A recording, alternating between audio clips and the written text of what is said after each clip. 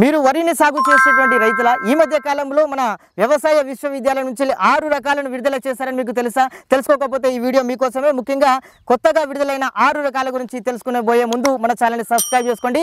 10 మంది రైతులకు షేర్ చేసే ప్రయత్నం చేయండి. ముఖ్యంగా మనకు 6 వరి రకాలైతే శాస్త్రవేత్తలు విడుదల చేయడం జరిగింది. ముఖ్యంగా వరంగల్ 1246 అనేటువంటి రకము 125 రోజుల పంట కాల పరిమితిని కలిగి ఉంటుంది. సాంబా మసూరి 5204ను గింజ నాణ్యతను పోలి ఉన్నటువంటి రకము, అధిక దిగుబడిని ఇచ్చినటువంటి రకంగానైతే ఈ రకానికి పేరుంది. అదేవిధంగా JGL 28639 అనేటువంటి రకము దొడ్డు పొడవు గింజ రకము. ఇది MTU 1010కి ప్రత్యామ్నాయంగా 120 రోజుల వరకు అయితే కాల పరిమితితో ఉంటుంది. కొంతవరకు పురుగులు తెగులను కూడా తట్టుకునేటువంటి రకంగానైతే ఇది పేరుగాంచింది.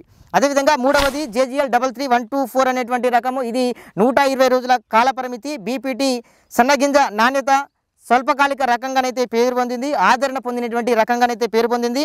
KPS 6251 ఇది కూడా స్వల్పకాలిక రకంగా 115 రోజుల కాల పరిమితితో తక్కువ కాల పరిమితితో సాంబ మసూరి గింజ BPT 5204 అనేటువంటి రకంతో బాగా అదేవిధంగా రైతుల ఆదరణ పొందినటువంటి రకంగానైతే పేరుగాంచింది. అదేవిధంగా RDR రుద్రూరు పరిశోధన స్థానం నుంచి విడుదలైనటువంటి RDR 1200 అనేటువంటి రకము 120 నుంచి 125 రోజుల కాల పరిమితితో ఉన్నటువంటి రకము. ఇది దోమను తట్టుకొని అతే సన్నిగింజ రకంగానైతే పేరుగాంచింది. నిజామాబాద్ ప్రాంతంలో గంగా కావేరి స్థానంలో సాగు చేసేటువంటి రకంలో ఇది ముఖ్యంగా అనుకూలమైనటువంటి రకంగానైతే పేరుగాంచింది. అదేవిధంగా RDR 1162 అనేటువంటి రకము. ఇది కూడా సన్న గింజ రకము.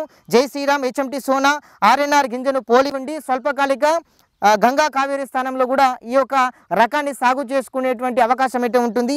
ఇవి ముఖ్యంగా కొత్తగా విడుదలైనటువంటి 6 వరి రకాలైతే మీరు తెలుసుకున్నారు కదా. ముందుగా మనకు సంబంధించినటువంటి అభ్యుదయ రైతులకు, ఇతర రైతులకు, ఉత్సాహవంత రైతులకు ఈ వీడియోని షేర్ చేసే ప్రయత్నం చేయండి. Thank you so much.